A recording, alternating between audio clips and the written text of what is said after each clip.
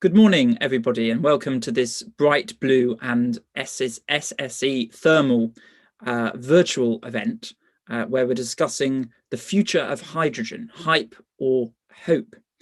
For those of you who don't know Bright Blue, we're an independent think tank for liberal conservatism. Our mission really is to defend and improve liberal society, and one of our major research themes is on energy and environment. And of course, we are smack bang in the middle of COP26, where some very good progress is being made on reducing emissions across the world. And more countries are now signing up to the net zero pledge, and the UK was the first G7 country to commit to that by 2050. But of course, signing up to that commitment is not enough. Delivering on it is crucial. And the big task, of course, is now to do that across a range of sectors, some of which have been traditionally very hard to decarbonise.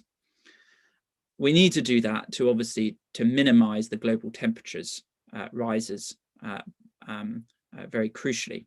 Technology will play a key role in this, as the Committee for Climate Change has said. Some of that technology is nascent, some of it is still undiscovered. What about hydrogen? What role can it play in different sectors? For example, transport, heating, industry. Please do tweet. So if you're watching, please do amplify the messages coming from this event by using the hashtags brightblue and hashtag COP26. Try and get as many people in Glasgow watching this event as possible. And also, you will have a chance to ask questions. So you will see on just below your YouTube video, you will see a link to Slido. You can ask questions through there. Please do tell us your name and where you're from, and then I, as chair, will field those questions. But before we do that, we're going to hear from a great range of expert speakers, and they're going to be answering such questions as, are hydrogen solutions to decarbonisation viable at scale? Should hydrogen solutions to climate change be reserved for hard-to-abate sectors such as aviation? How realistic is it that green hydrogen, as opposed to blue hydrogen, plays a major role in the UK's net zero emissions? How can the UK, for example, foster greater uptake of hydrogen heating in homes? And what are the challenges associated with this? How important will developing large-scale hydrogen storage be in balancing production and demand? And finally, what about carbon capture, usage and storage? Again, a nascent technology that needs scaling up. How can that be scaled up for large-scale production of blue hydrogen? So the panel includes Peter Aldous MP, who is Member of Parliament for Waveney, but also an officer for the APPG on hydrogen. Professor Nilay Shah, who is the Head of Chemical Engineering at Imperial College London, and also a member of the government's Hydrogen Advisory Council. Una O'Grady, who's the Head of Hydrogen Development at SSE Thermal, and Dan Sadler, who is the Vice President of UK Low Carbon Solutions at Equinor. So I'm going to ask each speaker to give their 5 minutes, and we will start first with Peter. Well, many thanks for setting the scene, and many thanks for giving me the opportunity to say a few words. I'll very much do them by way of introduction from what I see as the role of hydrogen. The question you posed was a hype or hope. I think we've definitely moved on from hype, and as far as hope is concerned, I'd be inclined to say that we're just about moving from hope into actually happening. And I think we probably should compare the journey of hydrogen with that of offshore wind from about 10 years ago. 10 years ago, there were a lot of doubting Thomases about the role that offshore wind had to play, primarily due to cost. But today, we see it as being centre stage of the government's energy strategy. The hydrogen has a very important role to play in decarbonisation because it enables us to reach, as it actually emits no carbon at the point of use, and it has a valuable role to play in those sectors that can be difficult to decarbonise with electricity. And what we should be doing initially is focusing on the role that hydrogen can play in decarbonising heavy industry in the transport sectors, and then also look at the role it can play in supporting intermittent renewable growth, renewable generation, and maintaining supply. We look at the role of government. The government has two roles. First of all, to provide a coherent policy framework and also to act as a catalyst for private sector investments. And if we look at how that particular role, how they're performing on that role, I would say it's evolving. We've had the 10-point plan, we've had the hydrogen strategy. The missing piece in the jigsaw is the hydrogen business model. And we also await details of the £240 million net zero hydrogen fund. Early allocation of that is very, very important. I think it's also important to highlight the role that hydrogen has to play in promoting economic growth, regenerating local economies, invariably coastal communities along what I would describe as the eastern seaboard, and it can bring significant benefits to those areas. And it has a role in what we've heard talked about as the just transition, redeploying those skills and expertise that have developed over 60 years of extracting hydrocarbons from the UK continental shelf, and then making use of those assets that you're leaving behind, the depleted gas fields and that infrastructure that comes in. Much would be talked about its role in levelling up. To my mind, the term levelling up, it probably doesn't emphasize the actual role that hydrogen can play. And it's actually, I would actually say we can be a global exemplar in how actually to utilize and make the most of hydrogen. And along that eastern seaboard, there are two areas that I would just highlight. There's some remarkably similar names, but they are different geographically. There's East Coast Hydrogen, which is focused on Humberside and Teesside. And what's of interest to me is, in my constituency in East Anglia, is the work that Hydrogen East are doing, looking to make great use of those assets and infrastructure we already have, as I said, linking up from the extraction of those hydrocarbons in the southern North Sea, and also realizing the opportunity because we are 50% of the UK's offshore wind fleet is and will be anchored off the East Anglian coast. And we also have Sizewell C moving along, and EDF there have realised the enormous opportunities that they have for in combining that with hydrogen production as well. So I think the stage is set extremely fair. I don't deny there are significant obstacles and hurdles we have to overcome, but from my perspective, hydrogen is here to stay. Great, thanks, Peter. You're definitely in the sort of Boris Boosterist camp on hydrogen, which is good to hear. And obviously you talked about it helping towards government aims such as obviously net zero, but also global Britain and levelling up. But there are some skeptics, aren't there? And there are some skeptics in government, if you believe the newspaper reports about civil servants being very skeptical about the role of hydrogen, being doubting Thomases, as you say. Where do you think that skepticism comes from? I know you will challenge that, but just put yourself in their shoes. Where is that skepticism, do you think? Aldous is on. I think probably that skepticism, as I mentioned offshore wind. And if we go back 10 years or so, as I said, there was a great doubt because of the cost of offshore wind as to whether it could perform a role. And there, I think government did set out the policy framework. They set out a clear policy framework, and it set out a challenge to industry of reducing costs. And industry responded extremely positively on that. And it's important that, and I think we need to repeat what we did with offshore wind with hydrogen. Great, thanks, Peter. And you've given us an insight into an MP's office as well. Hardworking and busy, which is good. Hey, that's great. Considering the reports at the moment. So yep. Very good advert for life in an MP's office. Okay, let's now move to Nilay. Over to you. Thanks. So yes, that was a really good introduction, and it sets the scene well for what I want to say. So I think the first thing I'd like to say is, there have been a lot of analyses, including several of our own, but many other people, including Committee for Climate Change, and they look at the whole energy and industrial system of the UK. And those analyses show that for a net zero, balanced, sensible energy system in 2050, we're going to need hundreds of terawatt hours of low carbon hydrogen.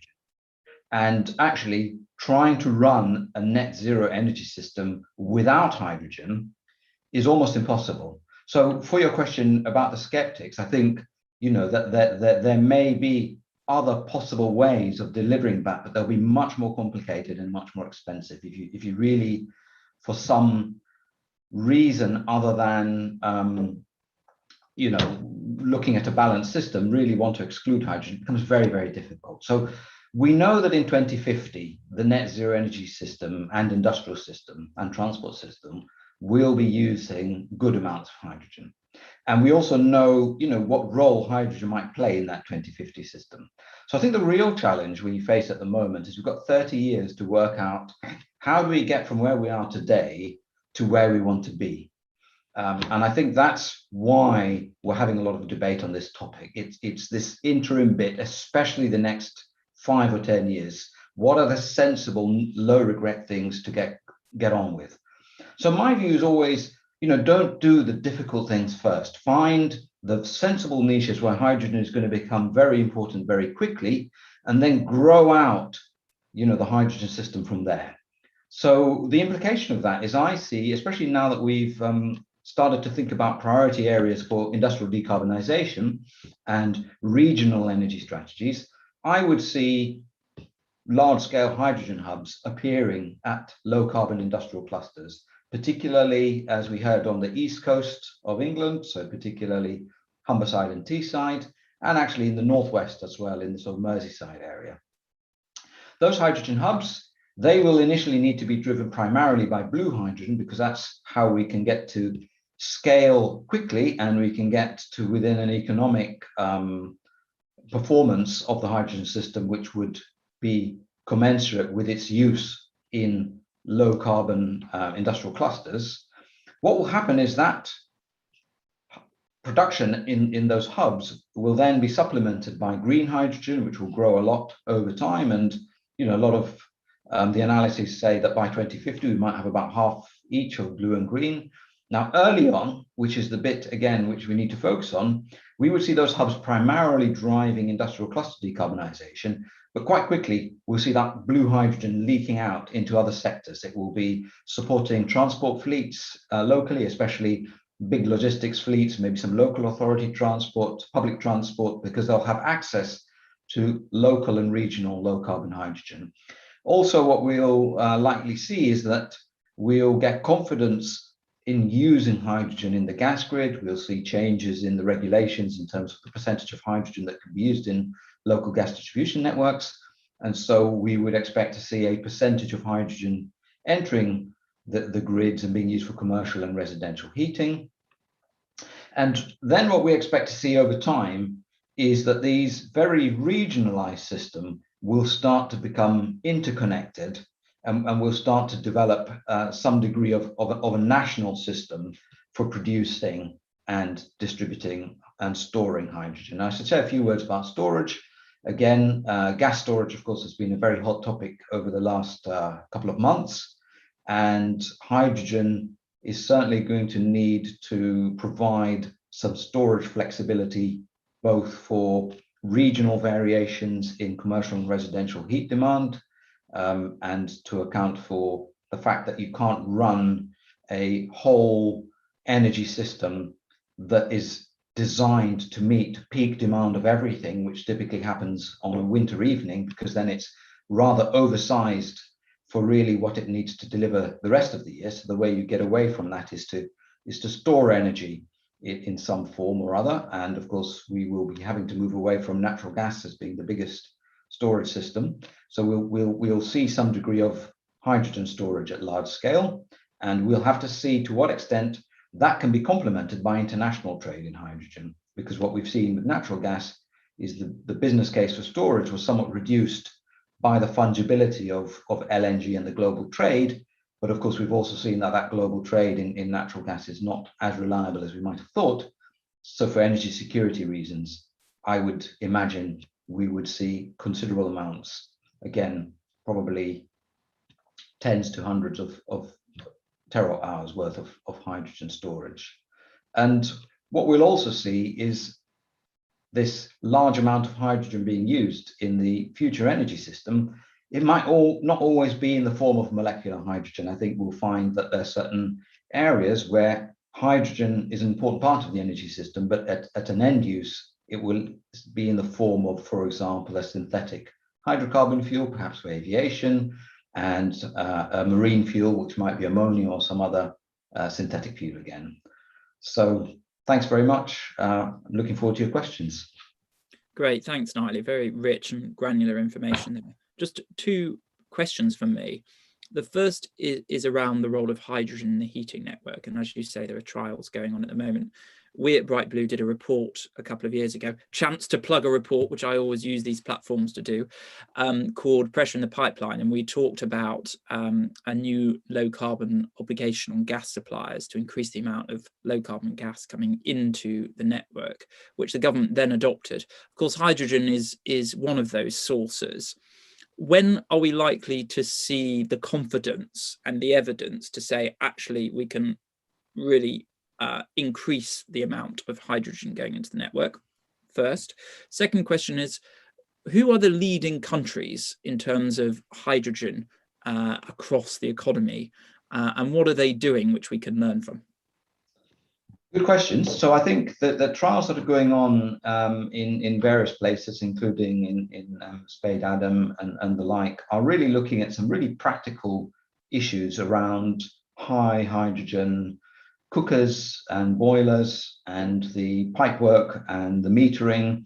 And all of these things so far are indicating that there are no major safety issues, but there are maybe minor changes that need to be made. And it's always worth remembering that, you know, through to the 1970s, of course, we were quite familiar with using town gas for heating and cooking, which is actually a lot more dangerous than hydrogen, because not only is it highly combustible, it's also poisonous. And actually, we managed that transition to natural gas very effectively. We learned some things along the way, funny things like pipe joints that are jointed with yarn dry out when you switch from town gas to natural gas, and they leak, and you know, there were some explosions. But I think we now know that materials of construction for gas distribution networks, especially since Iron Main's replacement program has been in place, are, you know, very likely to be appropriate for hydrogen. We would never go to 100%, so we're likely to see these increases. But because a number of good studies are going on in the UK, we've got some studies going on in a place like the Netherlands, I think we'll have a very good evidence base, actually, within a couple of years, to provide a lot of confidence. And then what we've got to look at is really, over time, where do we see the balance split between electrification and hydrogen-based heating? And I'm never a fan of saying there's just one solution for the whole country. There'll be regional variations. There are variations to do with consumer preferences, the types of buildings, and so on. So there's no question we'll see a lot of electrification of heating. But I don't see a solution where commercial and residential heating is fully electrified. It's got to be supplemented by hydrogen, especially during the colder periods, and for the types of buildings that really have, you know, high heat demands, and which we will not be able to modify in time. Second question, I'd say we're doing very well. I think Japan, in terms of end use technology, is a real leader, because they've been thinking about combined heat and power systems in buildings with tens or hundreds of thousands of installed units, lots of experience of understanding how to bring in new end use technologies. They're mainly natural gas driven, but they do some conversion at the end use bit into hydrogen, and they're doing a lot of learning on that. Of course, they've got a lot of fuel cell experience for transport applications, and that's because they're also thinking about, you know, post-nuclear or lower nuclear future. Germany has launched a large hydrogen program, but I think that's still very nascent. I think the advantage of the UK is we've got really interesting expertise across the value chain, From the production side, we've got probably the world's best company in blue hydrogen technology in Johnson Matthey. We've got some really good green hydrogen technology companies, and then we've got very good companies in terms of managing the infrastructure in National Grid and the various GDNs. We've also got good experience in end-use technologies. So we've got a sweet spot at the moment, and I think seeing how those announcements around some of the early stage investments which will support the hydrogen strategy, seeing how those play out in 2022 will be really interesting. And indeed, we mustn't forget joining up the activities around CCS, industrial decarbonisation, and the hydrogen strategy, and then eventually things around transport. So what we call a whole systems view is going to be really important. Very informative. Thank you. Una, over to you. Thanks, Ryan. And what I may focus on is actually some of the projects that SSE Thermal are actually working on, which probably illustrate where we see the use of hydrogen, as opposed to echoing, because of my agreement with the previous panel's comments. So for those who are unfamiliar with SSE Thermal, we're part of SSE PLC, which is obviously the UK and Ireland's one of the UK and Ireland's leading energy companies, but also, as Ryan noted at the start, a proud partner of COP26. SSE is primarily an electricity company, and we're very proud of that fact. And currently we're building more offshore wind capacity than anyone else in the world, and we also have plans to treble our renewable generation by 2030. Therefore, why are we interested in hydrogen? Well, simply, I think Nilay put it the best. Both electrification and hydrogen are going to be needed for the UK to meet the net zero target by 2050. So the message from SSE is that both are required. I suppose we welcome this year in particular the progress that has been made from government. I think we had all been waiting the long-awaited hydrogen strategy, and that really is the starter gun for companies like ourselves and like my colleagues like Dan in Equinor to really get going. From a power generation perspective, while renewables like offshore wind will do the heavy lifting, we continue to need flexible capacity on the grid to respond to the market changes, but also to ensure security of supply. And I think we've seen that in particular emphasised over the last number of months. With this in mind, we are partnering with Equinor to develop the world's first 100% hydrogen-fired power station at our Keepy site in North Lincolnshire. And this would work very similarly and in the same way to a traditional gas-fired power station, providing flexible energy to complement a renewable-led system, just without the CO2 emissions associated with it. Equally, there are limitations to what electricity can do for heavy industry, as some of the previous panel noted, and also for large vehicles, very large vehicles. And hydrogen, we think, can be part of the answer there also. So we need to develop the ability to produce, but also store hydrogen in large quantities to meet the future demand, because really supply and demand can only be matched at small scale. You really do need that storage to build out that wider economy and spread the hydrogen use into other sectors. And therefore, I suppose seeing that need, we're also partnering with Equinor to develop plans for a world-leading hydrogen storage facility in Aldous in East Yorkshire, upon the site of our existing gas storage facility, and they will be salt caverns using the same technology as we store gas today for hydrogen in the future. The idea there is that will balance the supply and demand as the hydrogen economy grows out.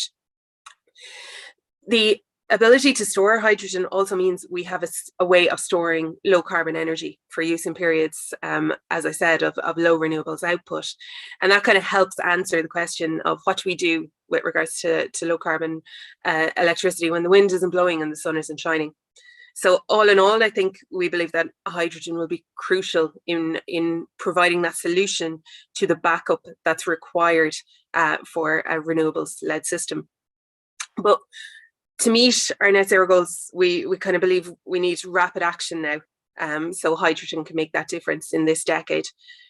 From the hydrogen strategy, what we see is that between now and 2030 is about building the foundations for that hydrogen economy. And therefore, we very much welcome the twin track approach to supporting blue and green. So what blue gives us is it gives us that early scale to underpin the infrastructure, the pipelines, the storage, and to spread it and to make impact in industrial decarbonisation within this decade and very much in the early and mid next decade.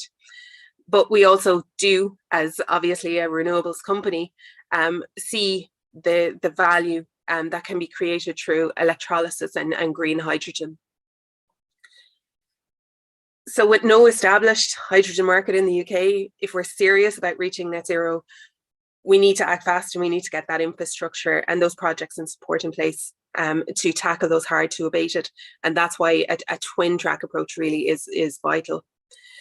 The projects we're developing in power generation and energy storage are, I suppose they would be colour neutral in a way. So we can use blue, but we can also use green. And therefore we see it a transitionary period, but very much blue playing that really critical role in the early part.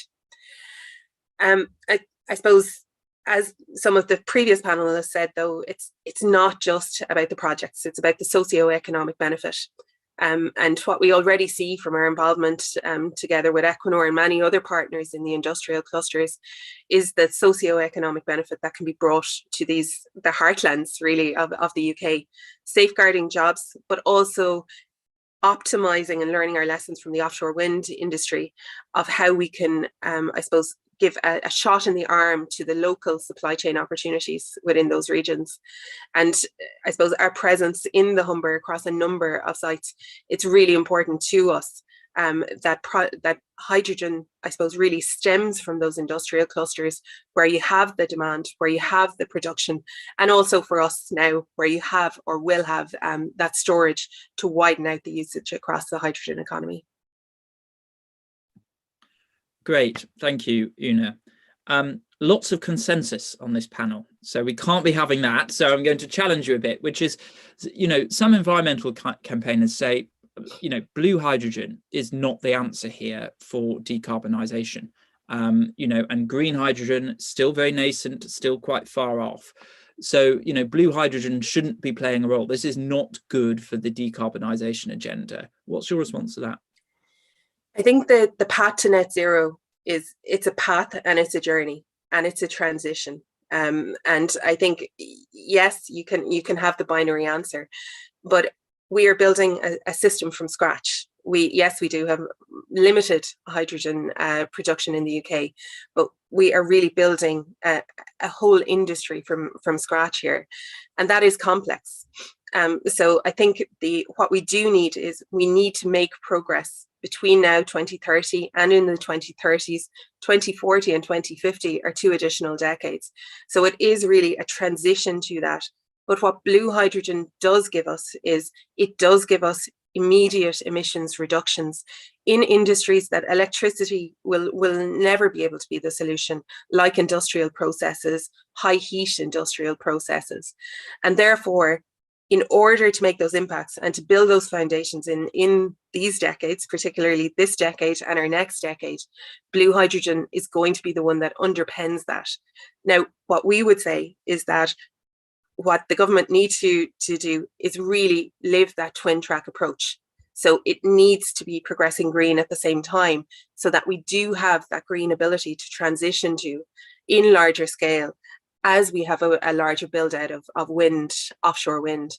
And I think that's the other part in the green hydrogen story is we have a 40 gigawatt ambition in the UK for offshore wind build out. That is what we need to do this decade to enable that green hydrogen economy at scale. Great. Okay, so definitely hearing that blue hydrogen is important in reducing emissions in particular sections of the economy at the moment, but also as a stepping stone to help mature the hydrogen framework and market generally, and in that stepping stone to green hydrogen as well.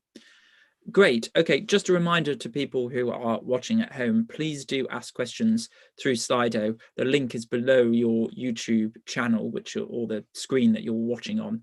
If you just press on that link and ask us questions, tell us who you are and where you're from, that would be great. So finally, on to Dan. Yeah, thanks, Ryan. So just by way of introduction to Equinor, for those maybe less familiar, Equinor were a traditional oil and gas company. I think we now describe ourselves as a broad energy company.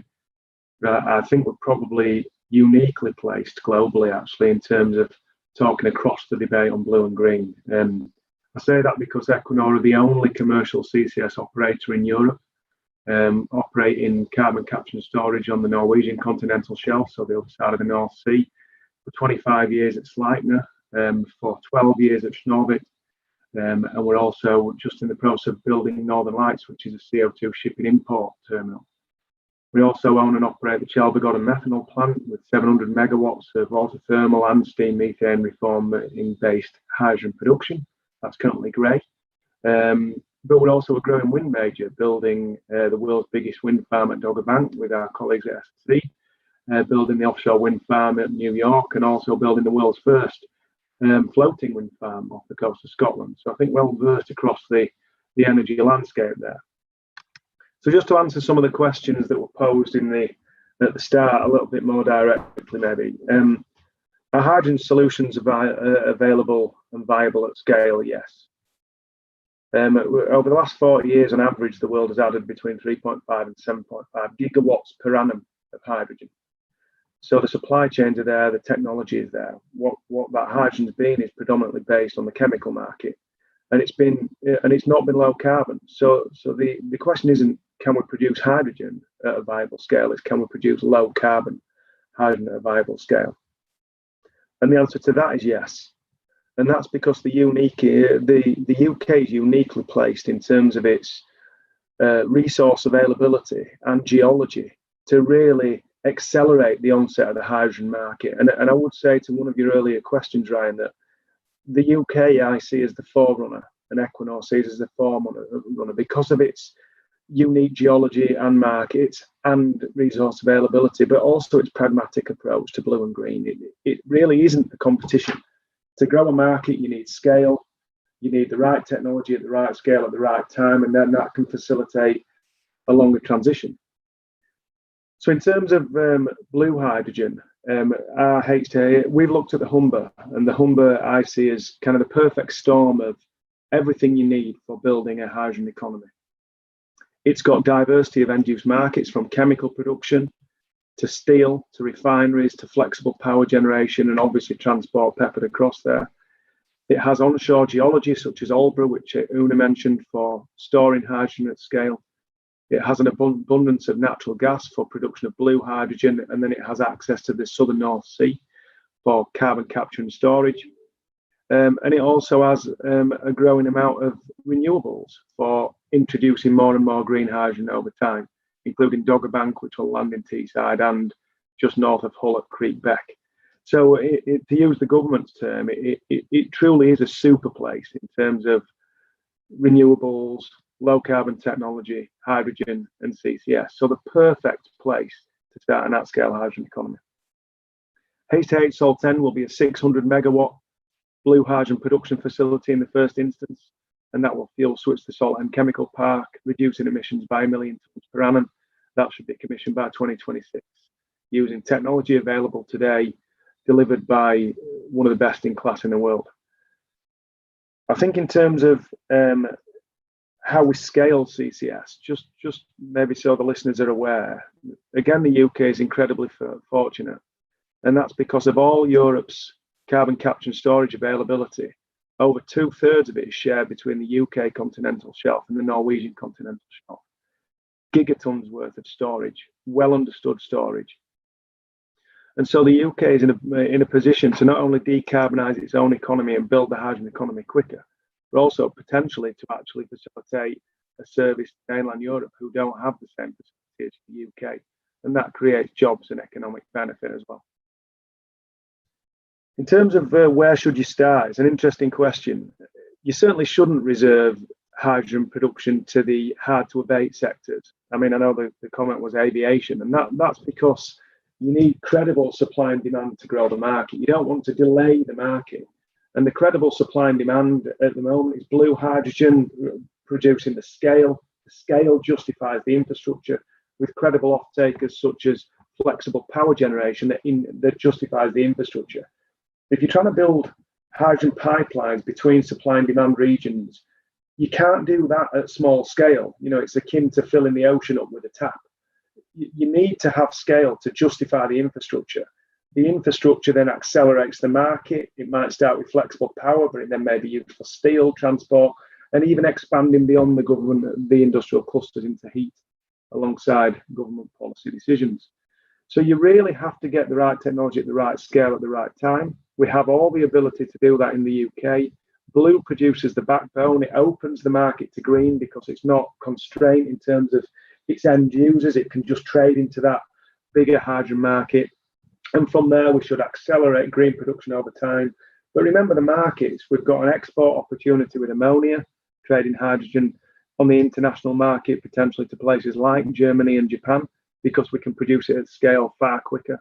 And then what we can do is we can really start to look at the very difficult to decarbonise sectors like aviation by potentially producing biofuels. And if you look in the Humber, it's unique that it has Europe's biggest biomass power station in Drax, with 16 million tonnes of available bio CO2 that we can combine with this blue and green certified low carbon hydrogen to produce biofuels to really start to make credible inroads into decarbonising those difficult to abate sectors. My last comment that I'd make will be on heat. It's important to remember, you know, you can't encourage people to use more hydrogen in heat. You know, Dewsbury can't vote for hydrogen conversion. You know, that'd be really part of a mandatory government policy to convert gas networks over time, akin to what we did between 66 and 77 with town gas to natural gas. And that policy decision on conversion of heat will really be justified by the hydrogen trials that are ongoing through this decade. So a small village trial by the mid-20s, maybe a town trials by the late 20s, growing public acceptability and familiarity, and then making that decision. Because if we can convert the gas networks to hydrogen, 100% hydrogen being the important point there, then what you do is you give customers the same choice they have tomorrow as they have today. Decarbonise gas or electric. So with that, I'll pass that to you.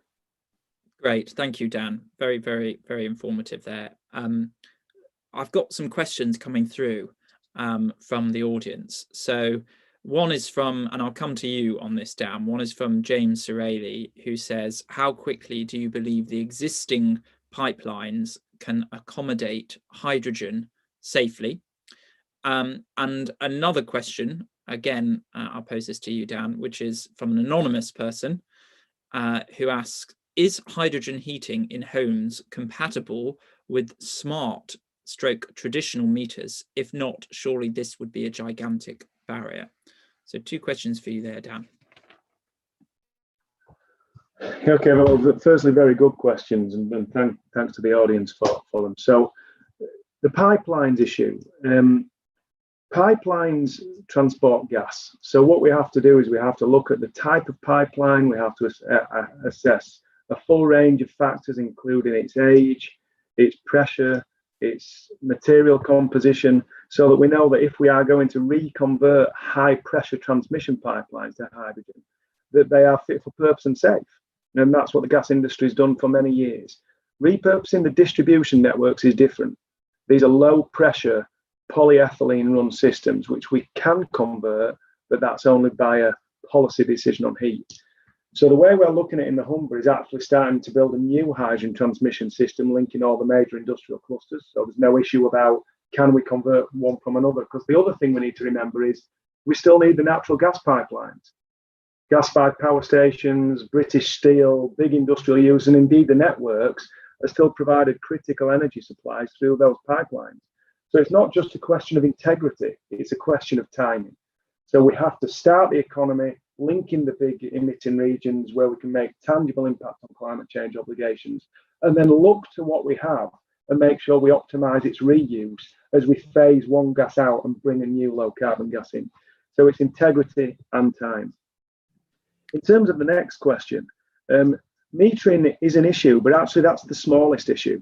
Converting gas networks, if you look at our H21 North of England report, which we posted in 2018, which I wrote alongside Henrik Anderson in Equinor, the meter actually provides opportunities. We did state in that report that smart metering for gas is an interesting concept in itself. It's maybe more relevant to electric, but I'm not quite sure you can't boil a kettle type of thing. So I think the smart metering issue and other meters compatible is something that the gas industry is working through. But it's the same issue as the boiler. Realistically, converting from one gas to another, you have to change the appliance to ensure that the appliance you're using is certified for the gas that it is burning or combusting. So actually, we will have to convert gas boilers or cookers or fires if we convert gas networks. And with that, we may have to upgrade or replace the meters. But that also gives us an opportunity because meters can also act as a safety device on the gas system. So not only monitoring the energy content, but also monitoring the volume throughput, where it can act as an emergency cut-off valve, enhancing the overall safety of the network. So metering is not the prohibitive factor here. Building hydrogen production, remember the North of England would require, just the North of England, 3.7 million pounds, 12.5 gigawatts of installed capacity. It would then require new transmission and conversion of gas networks. It would then require conversion of appliances. The meter is a small but important element that needs to be developed in line with all that ambition. And what we also have to remember is that the counterfactual for an electric conversion, I agree that there will be heat pumps, there will be an element of electrification of heat. But actually, I think hydrogen, in terms of managing the intraday, interseasonal, interweek swings in energy demand, will play an important factor in the future. And metering is important, but it's not the be-all factor on making such an important policy decision. Great, thanks, Dan. I've got some more questions now, so I'm going to come to Nilay for this one, which is why use hydrogen for heating as opposed to biomethane? And obviously, that's another possible source into the gas grid, which is still quite nascent as well. So a question there, and then there's another question, which I'll also come to you, Nilay, which is from Cameron Rout, who asks, blue hydrogen, is this an expensive distraction from green hydrogen, which is truly zero carbon, or is it a good bridging option whilst these green costs fall? This question I've sort of asked and people have answered it, but I think what would be helpful as well, Nilay, is if you, just for some members of the audience, because I'm getting some questions through on just in layman terms, the difference between blue and green hydrogen, that would be quite useful for people to know as well. Yes, thanks. So I think, first of all, biomethane is a very good fuel. It's compatible with the current gas grid, or at least it is if you add a little bit of something like propane in it, and it is being injected. The issue with that is there'll never be anywhere near enough for our industrial, commercial, and residential systems. So, you might, if you maxed out, you might get to 15% of our heat demand maybe being supplied that way. But you would definitely need some other chemical fuel as well. Blue and green. So blue hydrogen is made by converting natural gas, or indeed potentially some other hydrocarbon gas, into hydrogen, and that produces carbon dioxide. And what we've got to do is separate that carbon dioxide and lock it away, typically storing it offshore, underground, in old oil and gas reservoirs or in aquifers, where we can be guaranteed it will stay for hundreds of years. And green hydrogen is made by taking electricity and using that to split water into hydrogen and oxygen. Now, of course, we would need that green hydrogen to be made from low carbon electricity like nuclear or renewable. So why do we need both? First of all, green hydrogen, it requires two big things to get it to scale. Number one, we need a lot of electrolyzer factories to start up and to produce electrolyzers at scale, and that is going to take quite a long time. There's actually a limit on how many electrolyzers you can make in any given year, and that limit comes from some of the materials that go into them, particularly if you're going to intensified electrolyzers, which the materials are things like platinum, iridium, and scandium. And if you look at the ambitions of countries like the UK, Germany, the Netherlands, the US, France, and even countries like India and Saudi Arabia, if they're all going to try to realize those ambitions with green hydrogen, we'll quickly run out in terms of the annual supply of those scarce materials. What's more, around 75% or 3/4 of all the platinum and iridium in the world is produced in one country, South Africa. So we're going to go from an issue of energy security where we want to diversify out of, say, fossil fuels into green fuels, and we'll just create another security of supply problem. So that's one of the reasons why we can't go for a green only option. What blue allows us to do is it allows us to access existing infrastructure we have for natural gas and to build large scale systems that can convert that into hydrogen. But the one new thing we need to put into place, and we need to do that quickly, is the infrastructure for taking that carbon dioxide and putting it offshore. So both systems, to get to scale, have some challenges. One is to build up the electrolyzers, and indeed, we would also need a matching increase in renewable electricity generation. So the UK government has quite deliberately, on the advice of a huge range of experts, gone down what's called a twin track approach, which is develop both. And one of the reasons to develop both is it's not just about production. That's the point Dan made. In fact, there's too much focus on hydrogen production and not enough focus on who's going to use the hydrogen, what are they going to use it for, what are they going to pay for it, where do they need it, when do they need it, how much do they need it, who's going to transport the hydrogen, and who's going to store the hydrogen. So it's important to get the production up to scale, because then you can really focus on how do you get all the other aspects of the value chain working. Because the worst situation being is to produce lots of low carbon hydrogen for which the end use hasn't developed quickly enough. So we need all those bits to develop at the same time.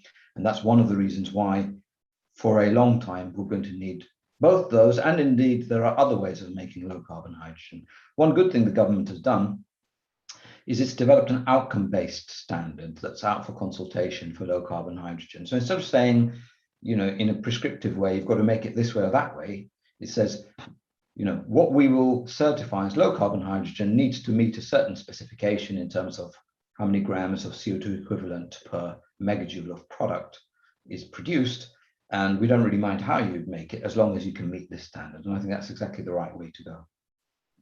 Great, thank you for that, Nilay. So let's focus now in this discussion around what Nilay was saying about the kind of end user and the kind of consumer friendliness of hydrogen. And we've done a lot of work examining public attitudes, lots of enthusiasm for decarbonisation, but particularly, for example, when it comes to heating, lots of skepticism about paying more for energy, and a lot of skepticism about some of the practical barriers around retrofitting your homes in terms of putting in new renewable energy technologies or energy efficiency measures.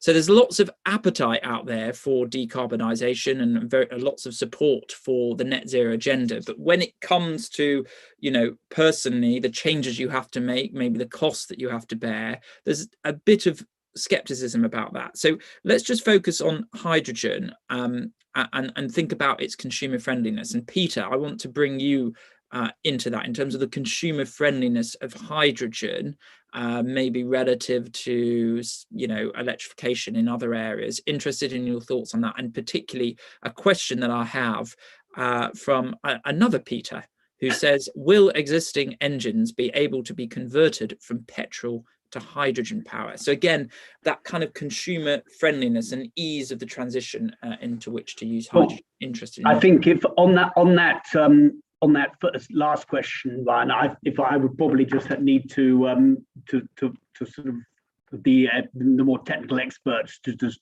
provide answers on that. I think where it starts from, we need to be sort of firing on all cylinders and looking at all opportunities. There's using all those tools in the box. There's no one solution. I think hydrogen's role in the first place is in things like is in things like logistics and shipping, and the decarbon and making those opportunities in industrial clusters. I think when it comes to the issues like heating and putting in heating systems on a town basis, we need to put, I think, when you look at what we're doing there as far as insulation strategies, at the moment, that is a task that, quite frankly, we've not made as much progress as we should have done over the last 10 years in bringing consumers with us. So I don't think I think it does need to be done on a pilot approach, and I think there's a pilot taking place in Gateshead at the moment, and actually in Lowestoft that I represent, there is an opportunity. So I think it's a step-by-step approach, but in the first instance, and I look at the area that I represent, it's not rushing to sort of say it's the panacea of all our ills, but it's looking at those large scale, whether it's the logistics, the shipping, and it's making full use of those opportunities that are emerging in the green hydrogen, in green hydrogen from both, if you building a new nuclear power station at Sizewell, if you are putting large amounts of offshore wind off our coast, well, we might as well use those get the most out of them, so to speak. And then when you look at the blue hydrogen, well, it would be irresponsible to lay down an infrastructure for oil and gas over the last 60 years and then not take some steps to sort of utilize and retrofit those facilities. So it's I think it's step by step, and and it does have an important role to play. Great. Maybe Nilay, I can just come to you on that question from the other Peter out there on the sort of engines be able to convert it from petrol to hydrogen power. Not directly, but in fact, interestingly enough, companies that were working on fuel cells for trucks and other machinery, construction machinery, and indeed potentially other vehicles, are starting to look again at hydrogen internal combustion engines. Simply because, although maybe not quite as efficient, they're a lot simpler and cheaper in terms of capital and in terms of operation. So I think we'll see some renewed interest in combustion engines that are being driven by hydrogen rather than only fuel cell vehicles. Could I make a quick point on the cost thing? Very quickly. I always like to make when that question comes up. Yeah. And it's really, since the Industrial Revolution, we've been cheating ourselves and we've never paid the true cost for energy, because we've really been avoiding the externality of its contribution to climate change. So had the low carbon option been the cheapest option under the current economic model we have all over the world, of course, that's what we would be doing. So it's our economic model that's wrong, because we're not paying the true cost of energy or industrial goods and services. We're actually sharing that cost with future generations, with our children and grandchildren. All we're doing in the transition to a low carbon energy industrial system is, for all the goods and services and energy that we use, we'll be paying the cost ourselves. So it's going from a false situation to a situation which accurately reflects the true cost of what we're paying for. And of course, it will be higher as a result, because we're transitioning to a new way of doing things. It won't probably be as dramatic as people make out, and we'll need to put in mitigation measures, particularly for the most vulnerable. Great, very good point, Nilay, and actually a chance for me to flag another Bright Blue report called Green Money, which we did in the summer, which was looking at carbon pricing across different sectors. At the moment, it's very inconsistently applied, and that creates all sorts of perverse incentives. So we've talked about how you might not necessarily get an identical kind of sector-wide carbon tax, but how you can harmonize carbon pricing across different sectors. So please do look into that. And of course, it does talk about in that around, with the new revenue coming into Treasury, some green dividends, particularly for low and middle income voters, from the extra revenue that comes in as compensation for for that transition. So please do look at that. Final question that I've got, which I might address to Una, please, which is from Andrew Lemming, who is a former researcher at Bright Blue. So very good that you're tuning in, and nice to see you or hear from you, Andrew. And that's, what are the prospects for the UK becoming an exporter of key hydrogen technologies and policy approaches? Yeah, I actually was asked this question yesterday of if the UK were to look at any other country, who are the world leaders out there? And I said with a typical Irish accent, I actually said, I'm actually the one that can say that the UK are the world leader here. So with regards to, you know, opportunities, it's in the hands of the UK economy. It's in the hands of the likes of developers, of ourselves and our colleagues in Equinor and others to actually leverage this opportunity. So from a policy perspective, what we have seen in the hydrogen strategy is not only a strategy and not only a template, there are also actions there to get us to those milestones along the template. That is something that is probably, you know, the UK are miles ahead on. They don't only have the template, they also have the plan to fill the template. With regards to the supply chain, I think the key part of the supply chain is we have to build these projects to unlock that supply chain. So we have to have the policy, which we have the roadmap for. We need the business models to allow companies like SSE to continue investing and to unlock those supply chain opportunities. But as we build the first projects, that's when the supply chain opportunity flows. I think we've lessons that we can certainly learn from offshore wind and ensure that it's not the second and subsequent phases of these developments that actually use local supply chain. And I think that's at the forefront of all developers, because what the government have been very clear on is the need to activate the local supply chain. But I think it goes beyond export opportunities. It's also about safeguarding of jobs. So we talked about the oil and gas sector. There are skill sets that can be leveraged there, and we have quite a few apprentices coming into the SSE thermal business now, and it's great to hear them talk about, you know, they're at the very start of their career, learning the skills from the generation that went before them that can be leveraged for new technologies like low carbon moving forward. So I think it's really, I suppose, just to summarize, it's about building projects and progressing developments forward to be able to remain the world leader and to unlock those supply chain, but also just transition opportunities for the UK. Great stuff. So very positively Tiggerish about hydrogen from the panel. And good that, you know, talking about sort of central government aims around net zero, levelling up, global Britain, hydrogen has a role to play in all of that. And Una actually, interestingly, talking about skills from a previous generation to the next generation, the sort of intergenerational kind of issue as well, which a lot of people in centre-right politics and politics more broadly are very interested in, and how you can bridge that intergenerational divide. So thank you for that very rich, detailed discussion. I learned a lot. I hope people out there watching also learned quite a bit. If you're interested in more Bright Blue events, we are in Glasgow from tomorrow. We're doing 9 to 10 fringe events. And one of them will be on hydrogen again. So if you want to learn even more about hydrogen, come and join us on Thursday. And our first event tomorrow, which starts at 10 a.m, is on the role of electric vehicles. And it is Transport Day at COP26 tomorrow. So please do tune in for that. We've got the Minister for the Environment from Finland speaking.